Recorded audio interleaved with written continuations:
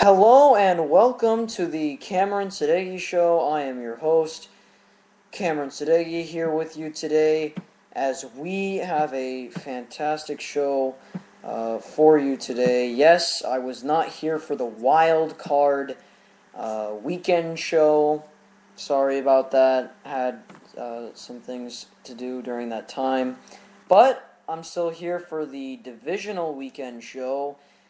Some may say, this was the greatest playoff weekend of football. It was that good. We had so many great games during this weekend. I'll give you all the scores like I usually do. First, I just want to mention we will be having Harris Rubenstein come onto our show today. He's a online radio show host for Dynasty City Boston Sports Force on Blog Talk Radio. He'll be joining us, and he'll be talking about the AFC Championship between the Ravens and the Patriots next Sunday I believe, at 2 o'clock, so on CBS. You could catch that there. But we'll have Harris Rubenstein at 5:30 Pacific Time, and then that will be our guest for today. But first, like always, let's get to the scores of this weekend. First game of Saturday divisional weekend, arguably one of the greatest divisional games in the history of the NFL. Double overtime. The Baltimore Ravens win in extraordinary fashion, 38-35. The game after that, the night session, NFC at Candlestick, pretty easy. San Francisco, they glide to the NFC Championship, 45-31. They'll be facing, yes, the San Francisco 49ers will be facing Atlanta in the Georgia Dome Sunday at 11 o'clock on Fox next week. The first game of today, that was a thriller too. 30-28, the Falcons win. They almost collapsed today. We'll talk a little bit about that on the show later on. And the game that just finished minutes ago, the New England Patriots will have a rematch for arguably one of the more classic games. A rematch, Ravens-Patriots, next Sunday. You'll be seeing that on CBS. Let's get to the game that just finished minutes ago, and we'll get to the other games as well. The Patriots and the Texans. A lot of people thought this was going to be an easy game for New England. And it was. 41-28 New England Patriots. Tom Brady ripped it apart today. 3 touchdown passes, 344 yards, and absolutely no turnovers for the New England Patriots. Absolutely none. While the Houston Texans had a key critical one. Matt Schaub throwing an interception in this one. Really, really bad for the Houston Texans. And in the first half, it was pretty even, but New England had the tempo throughout this whole entire game. The third quarter was just an offensive explosion for New England with the 2 touchdowns. But overall, yes, the scores say, New England didn't win by 30, or they didn't win by 28, or something like that. No, it was the tempo and the pace that made New England really cruise in this game. The score didn't really indicate how easy, I don't want to say a playoff game is easy, but how much success that New England had over the course of this game. Houston really struggled offensively, especially in the running game. And yes, you could say, Arian Foster had 90 yards on the ground, but again, took 22 carries and over the course of the game. Look, I always say this, the numbers lie, but the film never lies. And what the film, which was the game, TV game, showed us today was that New England did a really good job stopping the run, and that eliminated the deathly play action that Houston has. Houston, as we know, has a phenomenal, and I mean phenomenal play-action passing game. But it was non-existent because they were able to stop the run very, very quickly. And Aqib Talib today for New England. A huge, huge addition. He's a cornerback or a defensive back, however you label it, for the New England Patriots. He's a very physical guy. He's a former first-round draft pick from Tampa Bay. He's a really, really solid player. He's had some problems over the past, on-the-field issues with teammates, but it seems like in New England he's playing perfectly, focused, re-energized, sharp, everything. He was really doing a solid job with Andre Johnson today, man-to-man coverage. He did superb today. I have to give a lot of credit to him and this New England defense and this New England offense as well. New England setting the tempo up early. They had the running game, which, look, last year, New England, that was all Tom Brady, basically. I mean, the offense, without Brady, nothing. But here, Ridley, Vereen, even a little bit of Woodhead, even though they took him out. Ridley and Vereen were huge in the running game, and they were huge out of the backfield. I was really impressed from all three of those guys. I think they can add another dynamic to this offense, especially against a team like Baltimore, who will really provide a physical challenge against New England next Sunday. And then for New England, yes, they did really well today, but again, they lost a huge, huge player today in Rob Gronkowski, getting injured, re-injuring that left forearm again. Very, very disappointing for New England.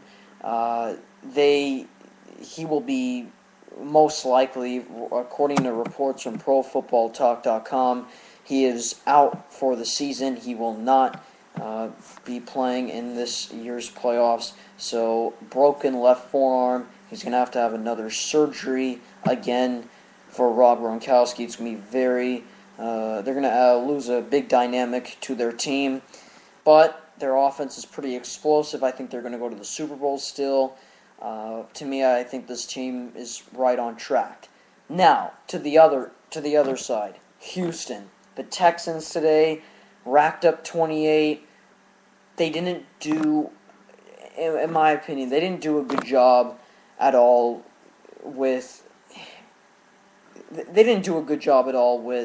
stopping and getting Tom Brady off spot. And I know it's a hard thing, especially against this underrated New England offensive line, but you cannot expect to win a football game if you're going to allow New England to score 41 points. And you can't expect to win a football game at all if you're going to let Tom Brady have a clean pocket consistently. And that's what Tom Brady had today. And for Houston, they have a good defensive line, just could not get past those pretty underrated offensive linemen in New England.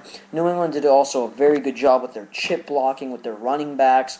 They also, New England had the quick passing game going for them. They even used Hernandez or in the backfield to get some quick dump-offs, quick check-downs for New England. So Houston just couldn't get there quick enough, and as we know, Houston's secondary, it's pretty good, but not as good as their defensive line, so it just wasn't enough there, and then Houston just couldn't get a running game going overall through this whole game when it really mattered most, and also the third downs. We talk about it so much here on the show. Third downs are the key. They're always the key. You look here for third downs. New England, third down efficiency, 6 for 13. Houston, 4 for 15. At the end of the first quarter, Houston didn't even make one first down off of a third down. So, again, you look, and Houston also had trouble in the red zone. They couldn't convert. And just all that added up is not going to get a victory. It's really, really hard to fight through all of that. And it showed today, especially on the road, against a battle-tested team in New England. So, Houston falls, but it's been a successful year for Houston and company. I got to give a lot of credit to them coming in here, competing very hard. They just couldn't make enough plays to win today. All right, let's move on to the other AFC divisional matchup. I called it one of the greatest playoff games, well, divisional games of all time. Broncos, Ravens. One of the coldest games, in fact, the coldest game in Denver playoff history. So, Denver with Peyton Manning, healthy, wearing the gloves, against a pretty tired Baltimore team, doing it for Ray. One last shot for Ray. As we know, this is Ray Lewis's last playoff run. Denver, in my opinion, did great in the beginning and in the first half. Both teams did superb. Tied 21-21 at the half. Third quarter, pretty close. Fourth quarter, very close. Again, this was a tightly contested ball game. But as much as Baltimore really should have not been in this, and as much as Baltimore really had no chance in this, they made some huge plays down the stretch. They made some great athletic plays, especially in overtime, with the interception of Peyton Manning, Corey Graham making that huge play. It just, and then Denver going conservative, which was mind-boggling in my opinion. Why do you go conservative with one of the better quarterbacks in this game? And they consistently did. And it was just ridiculous on John Fox's part. I think John Fox is way too conservative in these situations, especially with this offensive firepower that he has. And he didn't use it against Baltimore, which was stunning. So, yes, Denver choked. Denver collapsed. But you have to credit Baltimore for coming in there, fighting through in the thin air, and getting a huge victory in double overtime. That's why you have to give this Baltimore team huge credit here. Great job, Flacco. He made a huge throw to Jacoby Jones. Yes, it was a secondary breakdown on Denver's part. But he still had to make that throw. He still had to go downfield. And he did all of those things. And Joe Flacco, as criticized as he is, he should be respected for. Because, dare I say this, he played better than Peyton Manning yesterday. He went 3 touchdowns, 0 picks, 331 yards. Manning, not so great, 290 yards, 3 touchdowns.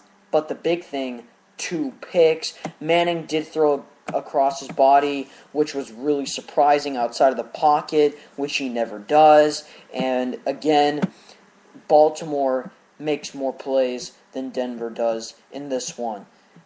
And I look here, the running game for Baltimore. They were really committed to Ray Rice. Earlier on in the season with Cameron, they didn't really get it to Rice as much. They went 30 carries with Rice, which was huge. They incorporated him completely in this ball game, which was absolutely crucial for this Baltimore Ravens team, and they executed there. And Baltimore, Ray Lewis with that emotional post-game press conference, superb. He even told Joe Flacco, he even said in the press conference, he said, Joe Flacco, he's our general, which I really respected from Ray Lewis.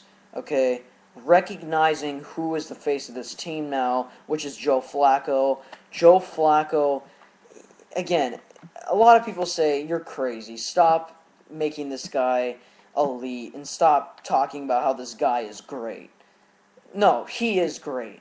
And I think Joe Flacco really has, again, he outplayed Tom Brady in last year's AFC Championship game, so let's give kudos to him. He's done everything that you can ask from him and some. So, great job, Baltimore. Denver, I'm really disappointed in their way of their conservative play. You can't go into a game, into the playoffs at home with everything rolling in that game, controlling the tempo the way you did, and absolutely go conservative and have those breakdowns in late game situations. You can't have the ball with 31 seconds to go, and yes, there's 80 yards to go, but you got 2 timeouts. You can get a field goal out of this. and win this football game. You got Peyton Manning, you got a good receiving core. Why don't you give it a shot? Baltimore's defense has aged a little bit. I would try to do it in that hurry up, in the thin air, and see if I can get a field goal out of it. And instead, John Fox has the preconceived notion of just going for a kneel down, which is, to me, I can't even process that. And then to go in there and then consistently go conservative.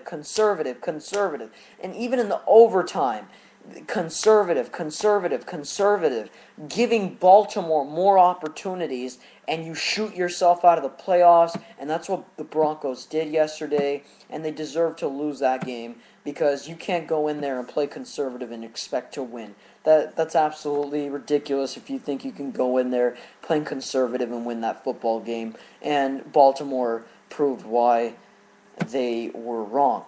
So, we have a few comments. Robert says, "Can I talk about Pete Carroll?" Yes, you can. Later in the show, we'll talk about that.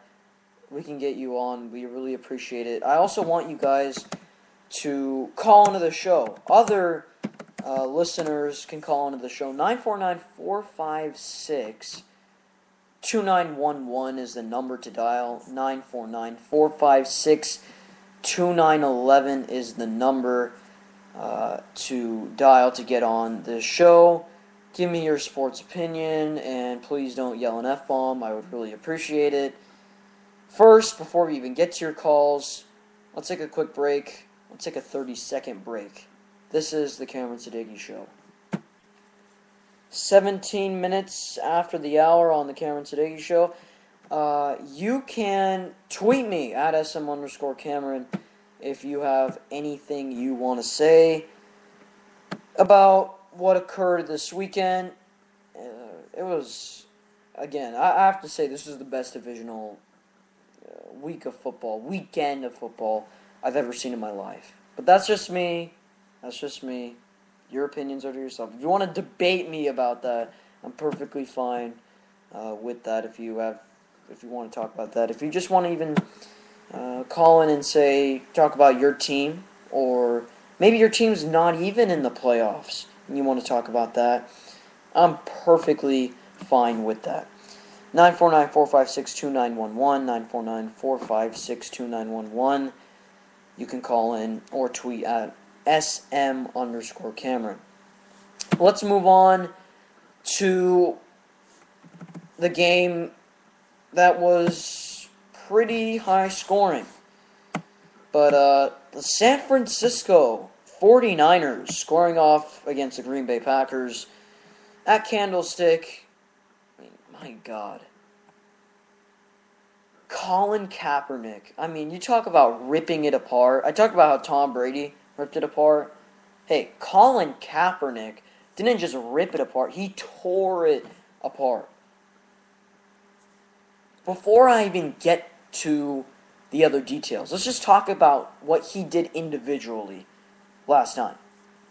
The guy threw for 263 yards, 2 TDs, 1 pick. The 1 pick was in the first quarter. Was really erratic throw. I didn't get it, but again, it's his first playoff game, so I'll give him a pass.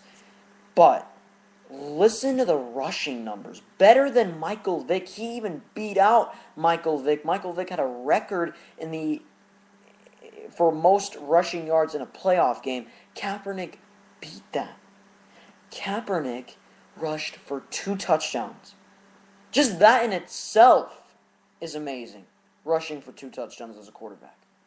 What about rushing for 181 yards yesterday on the ground? How do you defend the guy? Look, and I was the guy, yes, I'm going to get this a lot from people.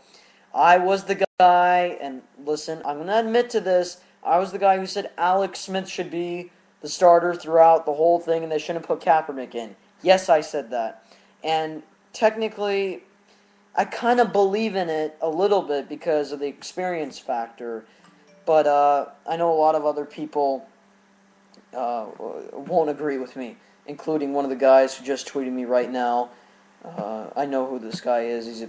He's a pretty big San Francisco fan. at R. Dieter says Kaepernick is one of the best things that ever happened to the Niners. I wouldn't go that far. Well, yes, okay, but I mean that's kind of extreme. But he's done a very solid job. To me, I have to agree with what's been going on here. That experience factor worries me a little bit, but that running and passing dynamic that he has, that rushing dynamic, I mean, I feel bad for Alex Smith in a way because he didn't really do anything to lose his job. Okay, he didn't have a 5-interception game. He didn't, cuss out teammates and throw a temper tantrum in the locker room. It wasn't that. It was just he got outbeat because they felt like they had a better chance to win with Kaepernick. That's all. I mean, Kaepernick did superb yesterday, and again, he provides that dynamic that's really hard to defend in the NFL. The one thing that caught my eye was, usually with quarterbacks, when they get a 10-yard touchdown, wow, that's pretty good. Pretty good rushing touchdown. And I know Kaepernick's a fast guy, but that 70-yard dash that he had, that 70-yard touchdown, 56-yard touchdown run that Kaepernick had, he beat out safeties, corners, linebackers, all the way to the end zone. That was supreme speed from Kaepernick. Green Bay, San Francisco's defense was really good, in my opinion, getting the turnovers that they needed to get. Yes, they gave up 31, but they got all the turnovers that they needed to get, and that's what really matters in playoff football. And Rodgers, overall, Rodgers, just having to fight an uphill battle for the Green Bay Packers, and it was just really hard for them to get back on track. They could put a lot of pressure on Rodgers, and I have to credit the Niners for what they did defensively as well, and we know what they can do defensively. Also, another guy that did really well, David Akers, just like what R. Dieter said. David Akers did good, though I was impressed with him. I was too. I went on his show. You probably heard a guy on this network call into his show and say that David Akers is not that bad of a kicker, and yes, he's been struggling all year, but they need to keep him in, and Billy Cundiff shouldn't go in because that's going to ruin his confidence. I said that point blank. Two guys laughed at me. Nick Rice laughed at me. Robert Dieters laughed at me. Well, look, I just believe that David Akers is a pretty tough kicker. You can say all you want about how silly it is for me to say, oh, a kicker's tough, a kicker's tough, a kicker's tough. It matters. Did you see? Look how important it is to have a good tackling kicker. New England, Gostkowski, Steven Gostkowski, Daniel Manning kept beating him off of those kickoff returns. What happens if against Atlanta that happens? The Falcons have an opportunity to get a kickoff return for a touchdown, and David Akers makes the stop. That's what David Akers does. He's a very tough kicker. He's a very tough guy. He gets some big tackles. You should see some of the tackles that he's had. You should go on YouTube and search David Akers tackles, and you'll respect what I'm saying a little bit. You'll respect a little bit what I'm saying because I know it's kind of a crazy statement, but I do make some crazy statements because I am kind of a crazy person anyways. But, again, you just look, and I have to give respect to the Niners special teams as well. Akers coming up big time. I knew he would. He's a big-time playoff kicker, and that's who Akers is. So, kudos to Akers and company. Packers, on the other hand, look, they just could not defend that dynamic with San Francisco in their balanced offensive attack, and that was the key factor. I know Green Bay can score a lot. They can get a lot going offensively, but defensively they just could not. They had no chance against Colin Kaepernick and company and that spread option and what he did in the running game with Frank Gore, and that was just the key factor and those key elements that set the Packers apart. I mean, set the Niners apart from the Green Bay Packers yesterday in that football game. So, that's basically what I have to say for that game. We will take a break. One more break. I want to get more of your tweets. I want to get more of your calls on this show. We'll have Harris Rubenstein in about 5 minutes from now, but give me your tweets. Give me your calls. You can even talk on the comment board if you want. There's a little green bubble to the right side of your screen. You can put your questions or comments about anything NFL related. That'd be great. Thank you very much for being interactive, everyone. I really appreciate it, Robert and everyone else. Let's take a quick break. We'll be back in a moment. All right, another tweet for us coming from R. Dieters, Robert Dieters, the guy who hosts Deet Sports Talk. He says Moss did good, as well as he came up in big third down conversions when the Niners needed it. All right. We're going to take actually one more break. We actually have the man who I'm going to interview in a second. So let's take one more break. We'll get him on, and we'll talk about the AFC Championship. Please wait a second. Hello and welcome. We do have our guest for today. His name is Harris Rubenstein. He is a host on Boston Sports Force. You can find him, Dynasty City Boston Sports Force on Blog Talk Radio. Also, you may have seen him on TV in the Baltimore area. He works for a local ABC station there. We really appreciate it, Harris, for coming on to the show. As you know, Patriots-Ravens will be the AFC Championship. Again, it's a rematch. New England, they played well today. Baltimore escaped out of Denver. Do you feel like there will be a fatigue factor for Baltimore coming into New England, knowing after they've come through a big double overtime game and also having to travel on the road again into New England? Well, first of all, Cameron, thank you for having me on here. But I don't think that fatigue is such an issue for Baltimore because, look, this team has so much momentum coming to this game with Ray Lewis retiring, coming off possibly one of the biggest wins that we've seen in their recent history. So I don't think fatigue will be that big an issue. One thing I do think that will be an issue for them is, like, as you said, fatigue, but not in the initial game, but if this game has to, can this game be extended? Because we all know this is going to be a close game, but if the Patriots start to tire them out, if the Patriots really start to run them down, because we've seen them with a very good running game like what they did against the Texans defense, they just tired them out over and over and over again. Can the Ravens keep that up? I'm not sure, but you won't start seeing that until the middle to late fourth quarter, which is just your average defense. That's a good point, Harris. And when you look at the Baltimore victory yesterday, a lot of people said they should have not even been in that game. They should have not even had a chance to win that game. It was conservative play on Denver's part at the late stages of that one. But again, they make enough plays to win again. So, and people are talking about how this Ravens offense is now improved with Perry Fewell as a new offensive coordinator. Joe Flacco played extraordinarily yesterday. Do you think that Flacco will have the same production similar to last year's AFC Championship, or do you think he'll even do better than that game last year?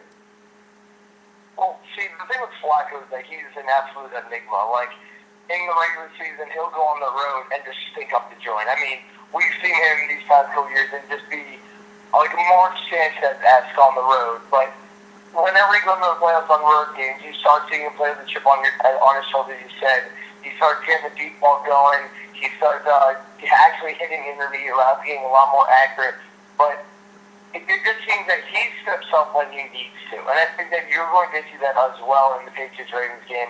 If you remember from last year, he completely outplayed Tom Brady, put the ball around the spot. If it wasn't for a good play by Sterling Moore, hitting the ball out of Le'Veon's hands, then we'd be having much different conversation. But I just think that with Flacco coming into this game after such a big win, he is going to be incredibly confident. His receivers are going to be incredibly confident.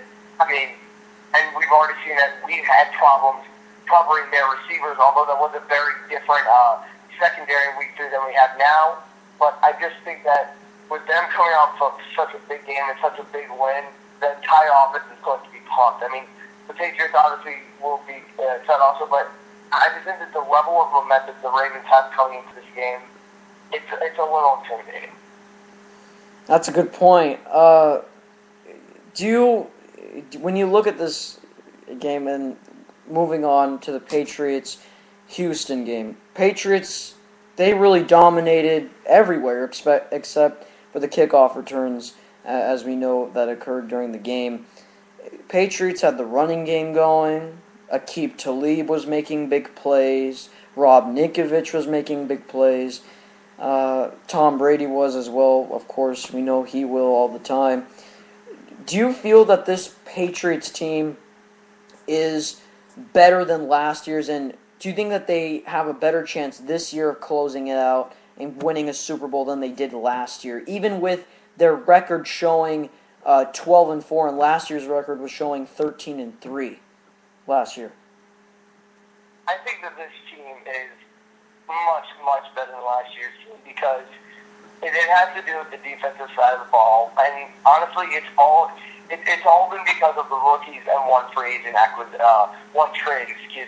mean, the trade for Talib has done wonders for this defense because it's allowed our defense coordinator Patricia to start calling more blitzes. It's been allowing the Patriots to pretty much just kind of like push off one side of the defense and just let him to overtake that defense, and when needed, put McCourty over the top. Who, fun stat for statistics out there, since the Patriots have moved McCourty to safety, he has been rated as a top 5 safety in the NFL, which just shows you the improvements he's starting to make. But this team is so much better because of the defense. Although you're losing Gronkowski for the rest of the postseason, we've already seen that this team can produce incredibly well without him. And it's on the defensive side of the ball as well. Chandler Jones has been hurt, and we've seen our sub packages come through with Trevor Scott, Justin Francis, wreaking havoc all over the defensive line. You can make an argument that they were getting more pass rush than our starting defensive line, but it all starts with the secondary being better with Dennard and Talib at corner, and then McCourty. All right. This game too, and you make a good point there. And what I saw here with this game too, we've seen it for New England here. Their balance offensively. Last year it was mostly on Tom Brady's shoulders, but now with the running game, again, Baltimore's rush defense isn't that good. A lot of people say, well, that's kind of a surprise, but it's not really been that good statistically over the course of this year.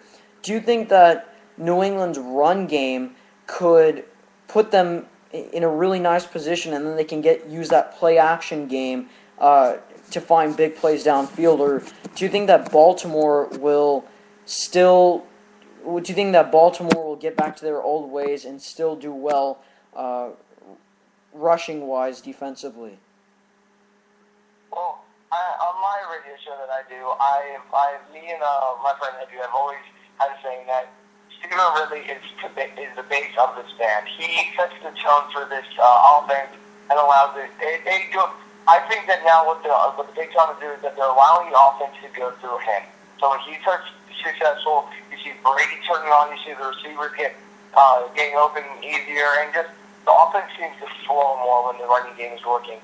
Now, you made a good point that the Ravens' rush defense isn't what it used to be, but it's still. Their defense has played, I guess, you could say much more. They played much more physical, maybe not as well, but from what I've seen the past couple weeks against the Colts and against Denver, they were much more physical.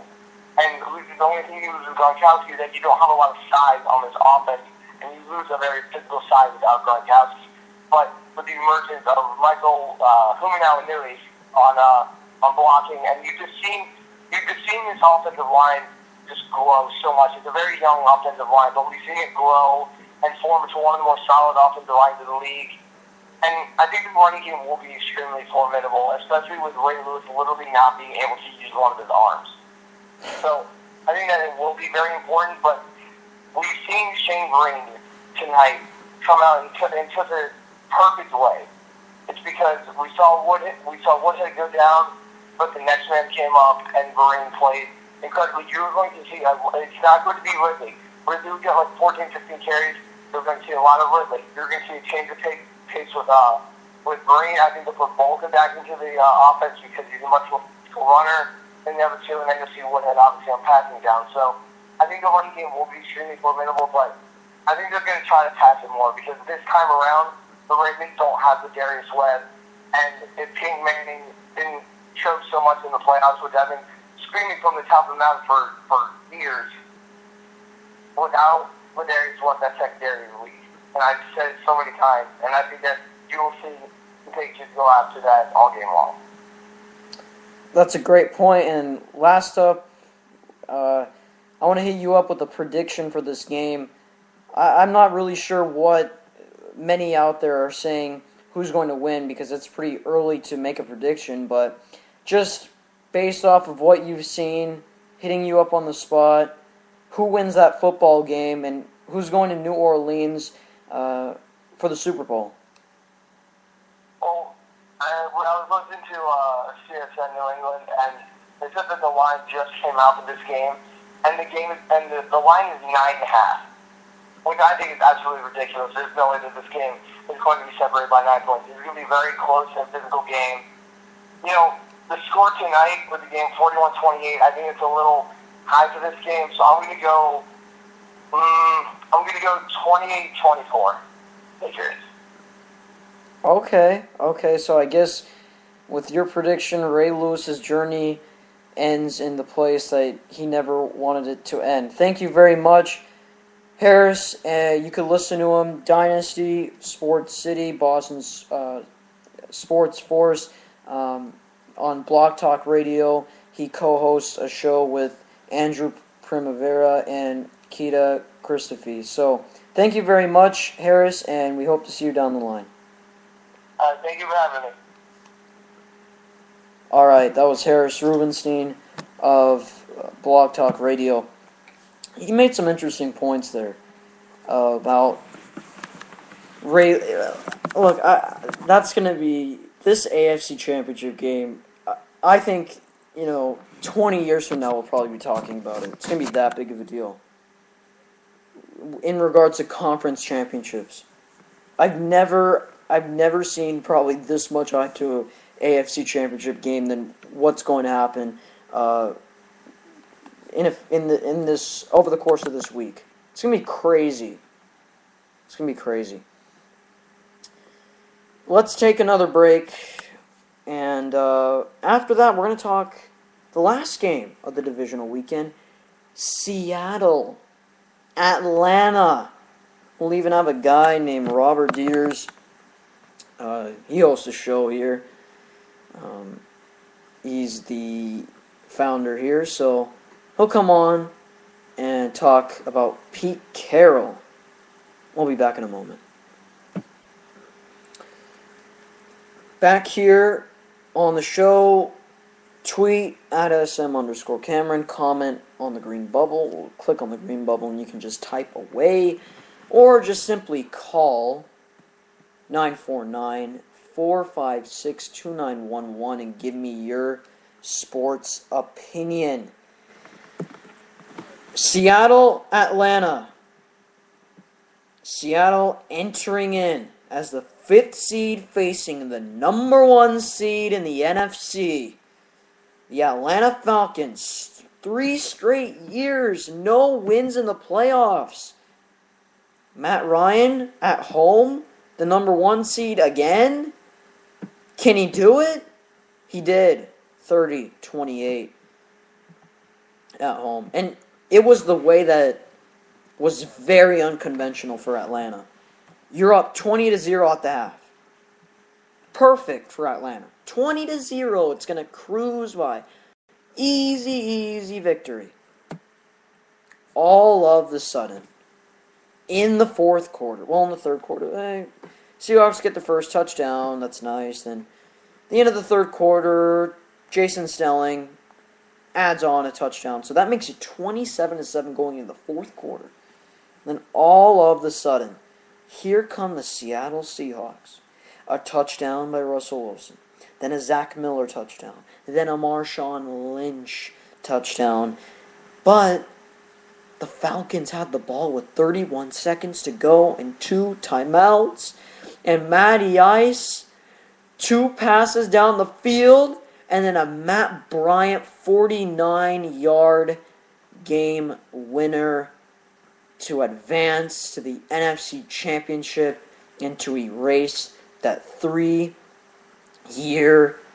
drought of no wins in the playoffs. So the Falcons are still alive, and they face the San Francisco 49ers in the Georgia Dome at 12 o'clock. Not 11 o'clock, but at 12 o'clock p.m. Pacific time, 3 Eastern time. And look, with the Seahawks, I have to say this.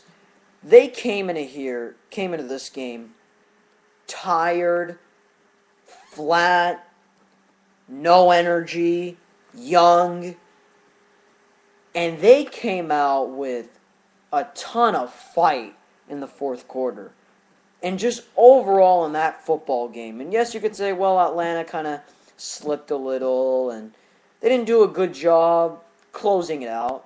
Well, but the Seattle fight, that competitive spirit, remarkable. Going into that football game.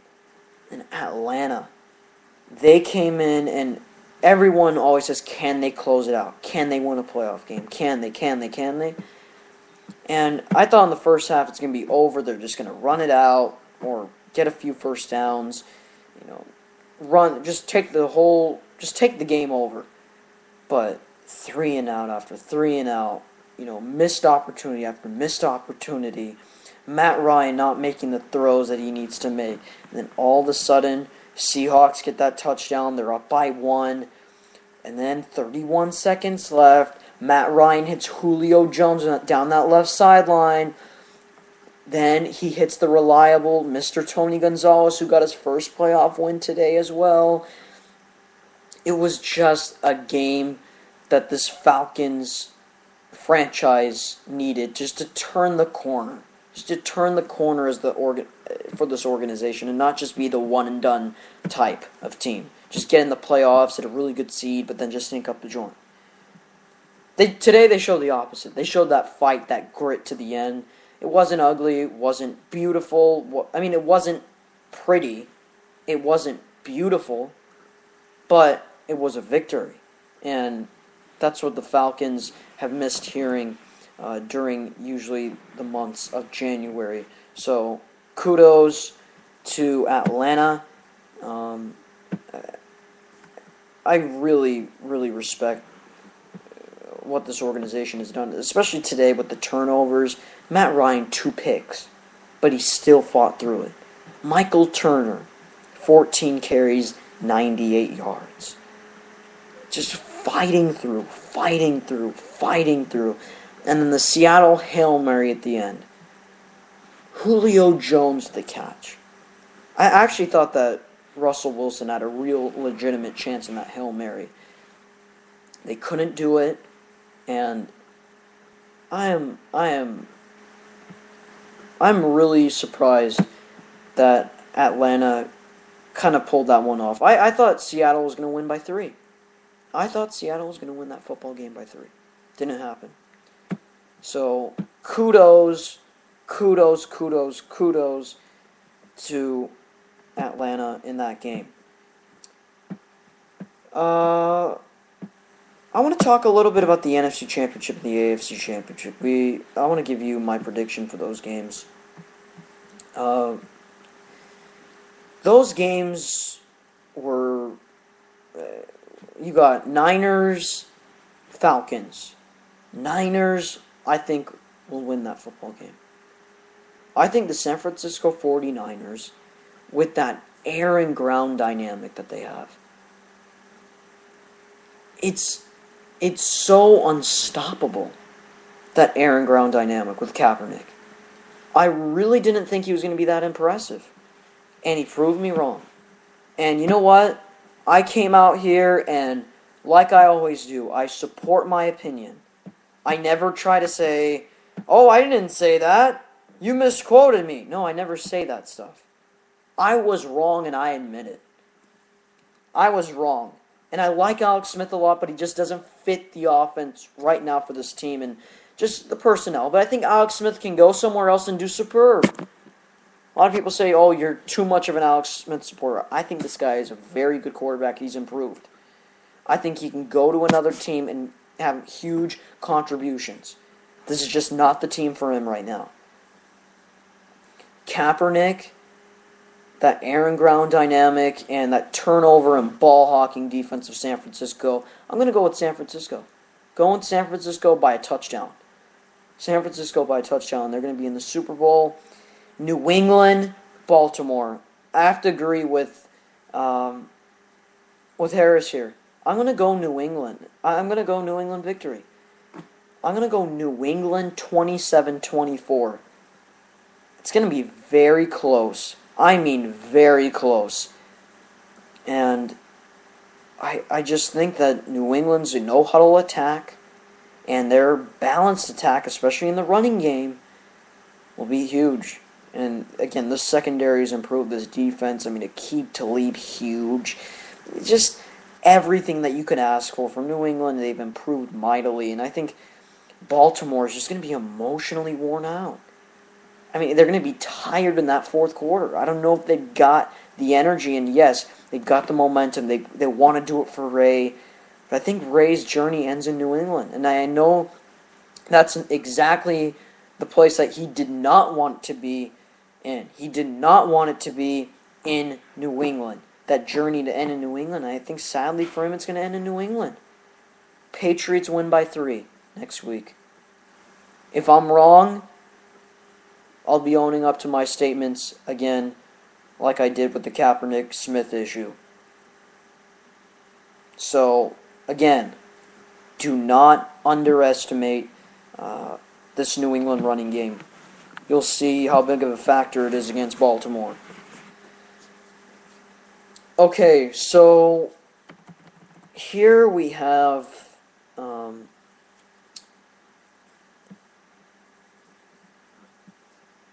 about 10 minutes on the program left. I want to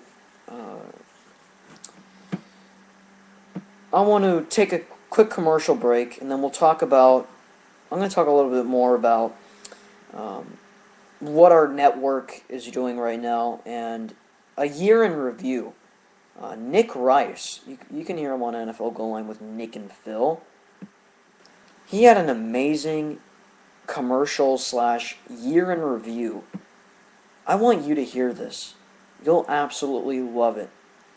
Stay tuned. We'll be back in a moment. This is the Cameron Sadeghi Show. Cameron Sadeghi here. Year in review for national sports. It's been a great year so far. 2012 was very good for our network. We've done a lot. We did not expect to be doing this well, actually. I mean, 12,000 plays, over 12,000 plays on this channel. To credit to a lot of people here. Nick, I mean, I could go on and on, but I'm going to make this like a team achievement here. Everyone, I don't want to leave out someone. Everyone who's a part of this did superb. And you'll see, this is just a little year in review for us that Nick Rice produced. It's really great by him. You can listen to everything here. It's really good.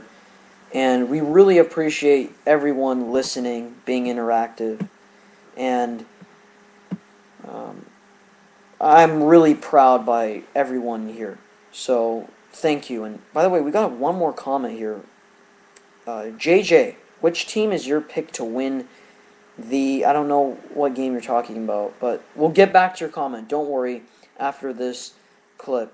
Listen to this, and JJ, keep typing away. We'll get to your comment, and I'll answer, or your question. But here's a year in review for national sports. Take a listen.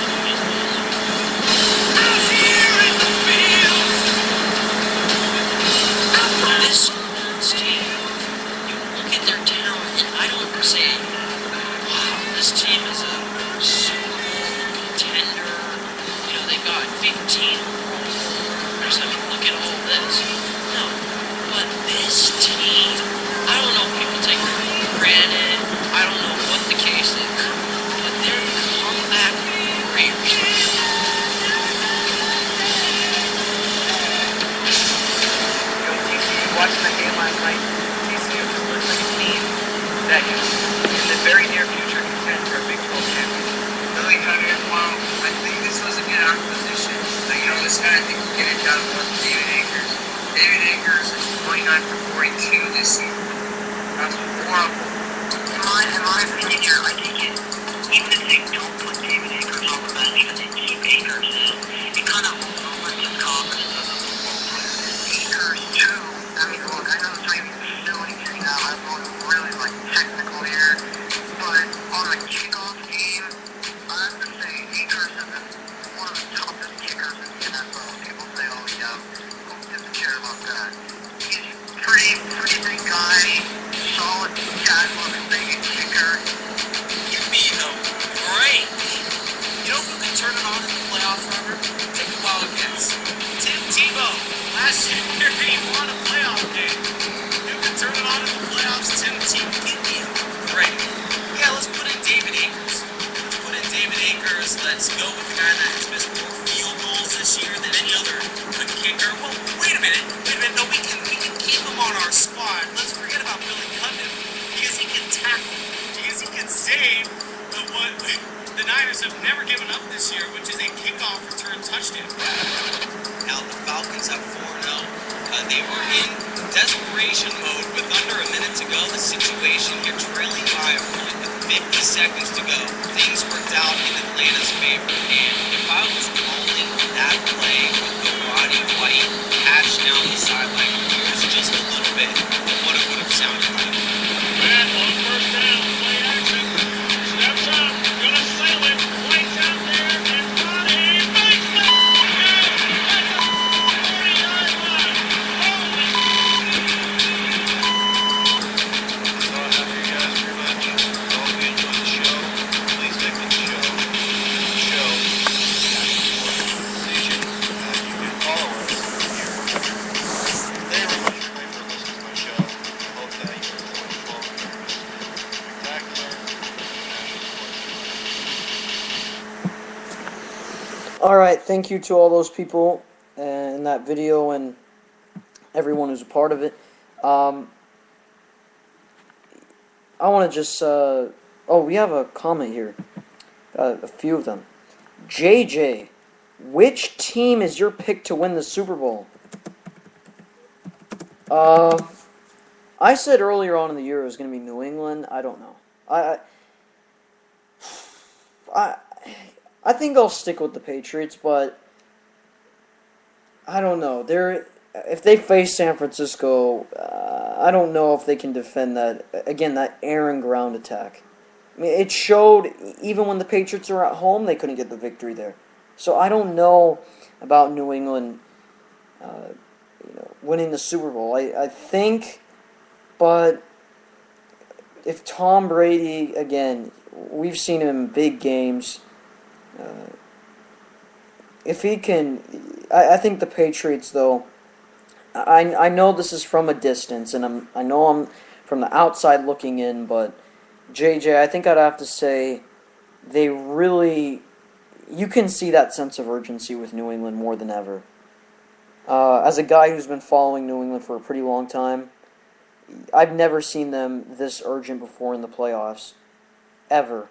So I would have to say New England's sense of urgency and combination of hot quarterback play and Tom Brady, I think that puts them, I think they should be holding a Lombardi Trophy, and I think they probably will be holding a Lombardi Trophy in New Orleans on February 3rd with all the confetti onto the field.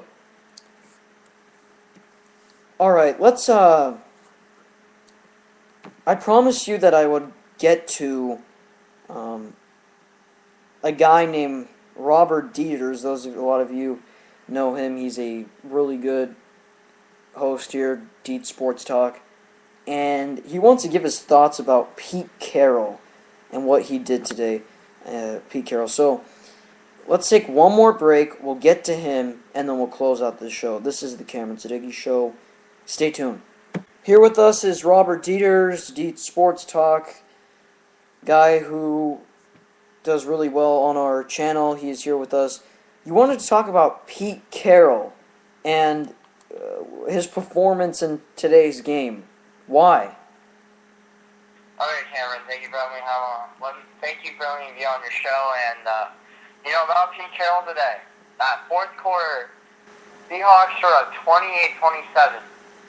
Pete Carroll had a decision with the field goal that Atlanta made. Now, the first kick for the field goal was missed, but Pete Carroll took a timeout. Are you kidding me? That is a no-no for the head coach. Pete Carroll might have made one of the worst coaching decisions taking that timeout. And then the second one was good for Atlanta. Seattle could have won that game. That one call by Pete Carroll to take that timeout, Cameron, and that's what I wanted to say about Pete Carroll's, performance. That they could have won that game. Yeah, but you can say that with every coach, though. I mean, that's just coincidental. I mean, that can just happen any game. I don't really put the blame on Pete Carroll. I mean, you can't just look at one little call that he decides to make and say he's. Do you think he's a good coach? He's a great coach. I just wish he didn't make that one call. They could have won the game, though. That's in a situation where you could have won that game if you didn't take that timeout. They could have been in the playoffs.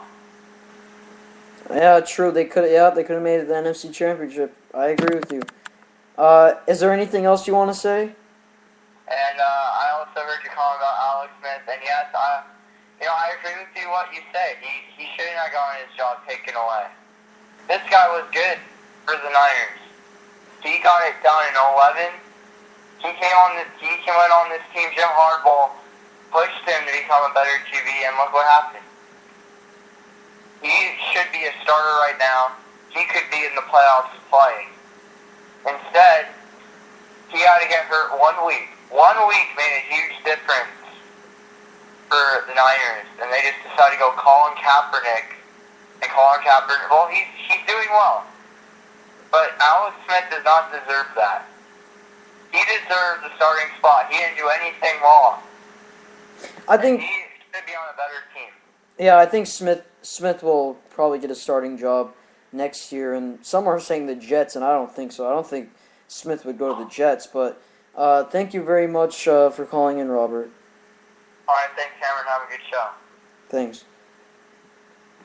All right, we're gonna finish this out. We went a little bit longer than we usually do, but I guess that'll be okay. If you have really appreciated JJ for asking. If there's anyone else who wants to give their thoughts, comments, tweets, anything, at SM_Cameron